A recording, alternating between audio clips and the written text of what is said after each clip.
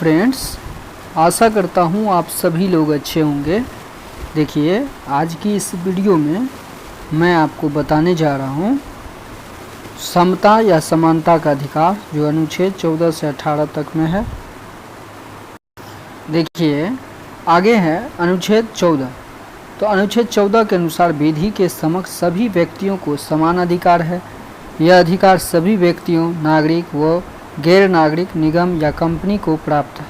देखिए, BPSC exam में आपको पूछा जा सकता है, आप ध्यान से इसे पढ़िए। और मैं सब्जेक्ट जो आपके बीच लाया हूँ बहुत ही बेहतरीन चैप्टर है और आप देख सकते हैं संविधान से ही है।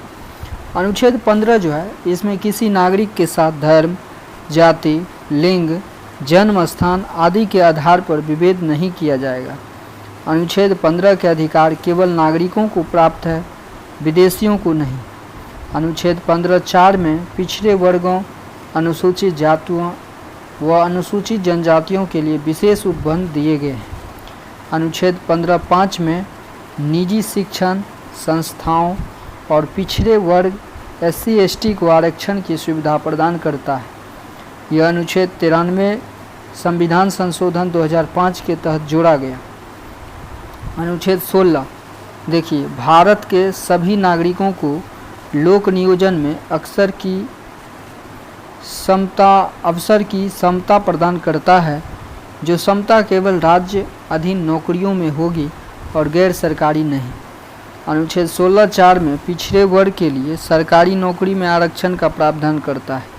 अनुच्छेद 17 के तहत छुआछूत या अस्पृश्यता का उन्मूलन करने के लिए राज्य व व्यक्तियों के विरुद्ध संरक्षण देता है। इस तरीक़ा से अनुच्छेद 18 के तहत उपाधियों का अंत किया गया है। राज्य के अधीन लाभ पद धारण करने वाला नागरिक या विदेशी नागरिक अन्य देशों से प्राप्त भेंट या उपलब्धि को राष्ट्रपति के सहमति के बिना स्वीकार नहीं कर सकता है। भारत रत्न, पद्म विभूषण, पद्मश्री आदि अलंकरण अनुच्छेद 18 में उल्लेखित उपाधि में शामिल नहीं है, लेकिन इनका प्रयोग कोई भी व्यक्ति अपने नाम के साथ नहीं जोड़ सकता। इस तरीक़ा से देखिए, स्वतंत्रता का अधिकार है 1922 में। तो स्वतंत्रता का अधिकार में क्या सब है? अनुच्छेद 19 के तहत संविधान द्वारा 6 स्वतंत्रताएँ दी गई, जबकि मूल संविधान में 7 प्रकार की स्वतंत्रताएँ थीं।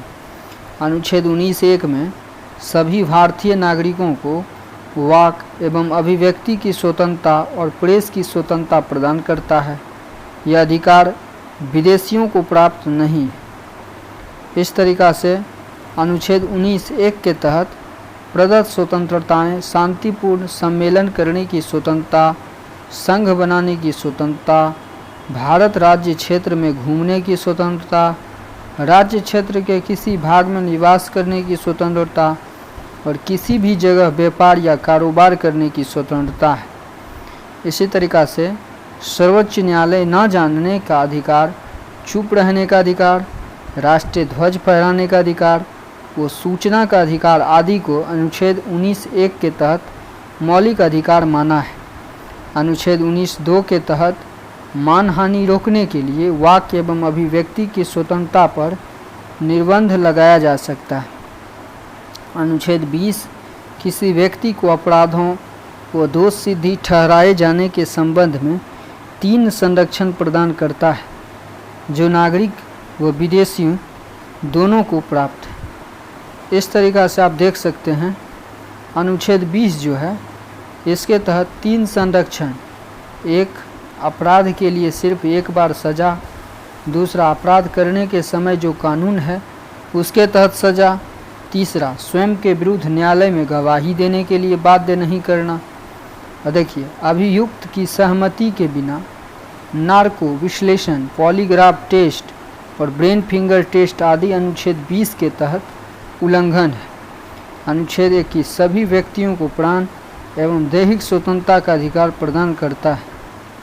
अनुच्छेद 21 क को 66वां संविधान संशोधन 2002 के तहत शिक्षा के अधिकार को मूल अधिकार बनाया गया, जिसमें 6 से 14 वर्ष आयु तक के बच्चों के लिए राज्य निःशुल्क शिक्षा उपलब्ध कराएगा। इसी तरीक़ा से अनुच्छेद 22 किसी भी व्यक्ति को कुछ दशाओं में गिरफ्तारी व निरोध के संबंध में संरक्षण प्रदान करता है, जिसके संबंध में 3 अधिकार: गिरफ्तारी का कारण बताना होगा, दूसरा गिरफ्तारी के बाद 24 घंटों के अंदर दंडाधिकारी के सामने पेश करना, तीसरा अपने पसंद के वकील की सलाह प्रदत्त का अधिकार देता है। इसमें अनुच्छेद 22 में इस तरीक़ा से निवारक, निरोध एवं कानून क्या क्या है वो आप देख लीजिए। शोषण के विरुद्ध अधिकार देखिए, अनुच्छेद 23 में मानव दुर्व्यवहार और बालक श्रम को निषेध किया गया है, जिसमें अनैतिक दुर्व्यवहार अधिनियम 1956 एवं बंधुआ मजदूरी अधिनियम 1976 पारित किया गया। अनुच्छेद 24 के तहत बाल श्रम को प्रतिषेध किया गया है।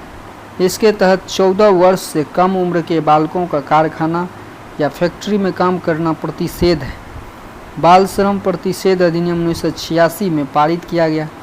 इस तरीक़ा से ये आपके बीच समता या समानता का अधिकार।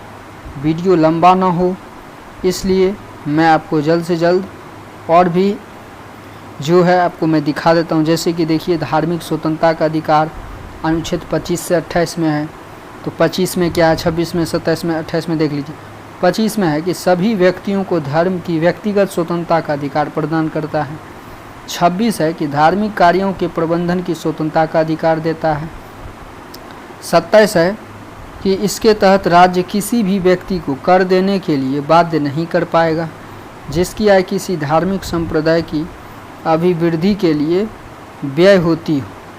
और अनुच्छेद 28 है, राज्य द्वारा पोषित शिक्षण संस्थाओं में धर्म की शिक्षा नहीं दी जाएगी। ठीक है, इस तरह का संस्कृति और शिक्षा संबंधी अधिकार देख लीजिए, 29 से 30 में है। तो 29 इसके तहत कोई भी अल्पसंख्यक वर्ग अपनी भाषा, लिपि व संस्कृति को सुरक्षित रख सकता है। अनुच्छेद 30 के तहत कोई भी अल्पसंख्यक वर्ग अपनी रुचि के शिक्षण संस्थाओं की स्थापना कर सकता है। तो क्या आप जानते हैं, देख लीजिए, बंदी प्रत्यक्षीकरण क्या होता है, परमादेश क्या है, अधिकार परीक्षा क्या है, उत्प्रेषण या रीट सर्वोच्च उच्च न्यायालय ये क्या है, प्रतिषेध या रीट जो सर्वोच्च न्यायालय के उच्च न्यायालय के अपने अधीनस्थ, बाकी ये सब देख लीजिए। अनुच्छेद 31 में क्या है, 33 में क्या है, अनुच्छेद 34 में क्या है, अनुच्छेद 35 में क्या है। आप बार बार पढ़िए, जब पढ़ेंगे तभी तो समझेंगे। वीडियो रोक कर भी पढ़िए। अनुच्छेद 32 में क्या है, अनुच्छेद 32 में मूल अधिकारों को परावर्तित कराने या उसके उल्लंघन का उपचार करने का अधिकार है जो सभी व्यक्तियों को प्राप्त है।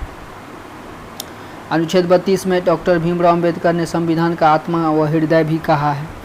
देख सकते हैं मौलिक अधिकार, नीति निर्देशक तत्व क्या सब है। अनुच्छेद 38 में क्या है, 39 में क्या है, 40 में क्या है, 41 के तहत क्या है, 43 के तहत क्या है, अनुच्छेद 44 के तहत क्या है, अनुच्छेद 46 में क्या है। ये सब ध्यान से आप देखिए, पढ़िए, वीडियो रोक कर पढ़िए, समझिए। अनुच्छेद 351 के तहत क्या सब हुआ था, इस तरीक़ा से देखिए, है ना। राष्ट्रपति के बारे में दिया है, राष्ट्रपति क्या है देख लीजिए, 52, 58, 57, है ना, 56 का कितना दिन कार्यकाल होता है, ये सब मेंशन है। तो आप ध्यान से वीडियो रोक कर भी देख सकते हैं, पढ़ सकते हैं। कोई तरह का इशू हो तो आप मुझे कमेंट में ज़रूर बताएं। वीडियो लंबा ना हो इसलिए मैं आपको कंटेंट भी दिखा रहा हूँ। बीपीएससी के एग्ज़ाम में कहीं से भी क्वेश्चन घुसा दिया जाएगा, ठीक है। तो एसएसटी से आप अगर सीटेट का भी तैयारी करते हैं तो एसएसटी में खासकर क्वेश्चन पूछी जाती है, सोशल साइंस, है ना, 60 नंबर का जो क्वेश्चन पूछी जाती है ना। इसी तरीक़ा से देखिए, इससे भी क्वेश्चन आपका टकरा सकता है। और ये देख सकते हैं। तो चलिए यहाँ ये देख लिए, इधर देख लीजिए, भारत के राष्ट्रपति विशेष क्या है इनके। जैसे भारत के प्रथम मुस्लिम राष्ट्रपति व सबसे कम समय तक देश के राष्ट्रपति पद पर रहे जाकिर हुसैन। फिर राष्ट्रपति चुनाव में दूसरे दौर की गणना करनी पड़ी बीबी गिरी को।